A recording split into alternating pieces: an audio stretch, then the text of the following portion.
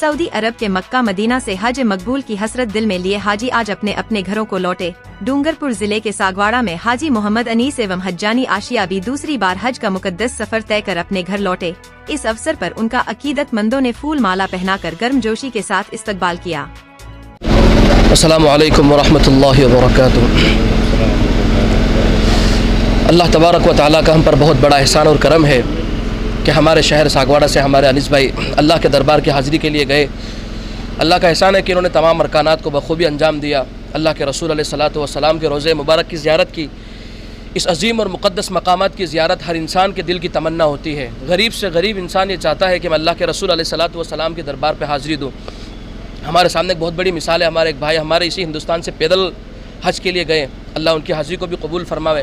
और हम तमाम के दिलों से दुआ है कि अल्लाह ताला हर मुमिनीन वल मुमिनात, मुस्लिमीन वल मुस्लिमात, कलमा पढ़ने वाले छोटे बड़े मर्द को अल्लाह ताला उसकी ज़ियारत नसीब फरमावे। अल्लाह के घर की ज़ियारत करना ये बहुत खुशनसीबी की बात है। असल माल ये है कि किसी इंसान के पास मालो दौलत का आ जाना ये कामयाबी नहीं है। मालो दौलत के आ जाने की बिना पर भी अल्लाह का उसको अपने दरबार के अंदर न बुलाना ये बहुत बड़ी बात है और हम सबको इस पर अफसोस है। असल ये है कि हमें इस चीज़ के लिए दुआएं मांगनी चाहिए। हमारे छोटे बड़े ख़र्चों में से, अखराजात में से दिल की तमन्ना के साथ कुछ कुछ अखराजात को हमें बचाना चाहिए। वो इस नीयत से कि इंशाअल्लाह अगर अल्लाह ने मौका दिया तो कल उसके दरबार की मैं हाज़िरी ज़रूर करूँगा।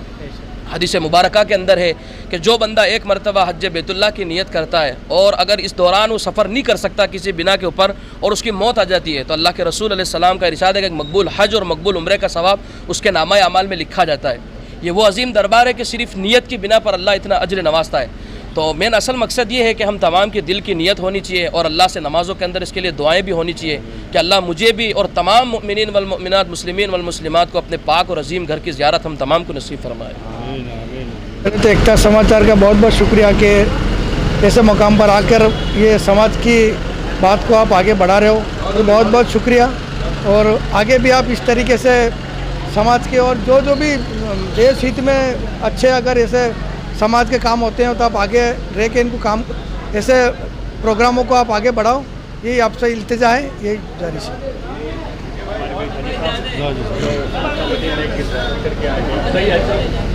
अस्सलाम वालेकुम। वालेकुम सलाम। सबसे बड़ी खुशी की बात है कि अल्लाह का बहुत बड़ा एहसान है, अल्लाह का बहुत बड़ा करम है कि हमने वहाँ पे सफ़र बहुत अच्छा किया और कोई तकलीफ़ नहीं हुई। तकलीफ़ तो छोटी बहुत होती है लेकिन अल्लाह का बहुत बड़ा एहसान है और इतनी आवाम के अंदर हमको मौका दिया और अल्लाह का बहुत बड़ा एहसान है। और हमारा अरकान पूरे सही सलामत खैरियत के साथ हो गए और सही सलामत घर पे आ गए। ये आप सबकी दुआ है और अल्लाह का बहुत बड़ा एहसान है। कितने दिन का सफ़र था साहब आपका?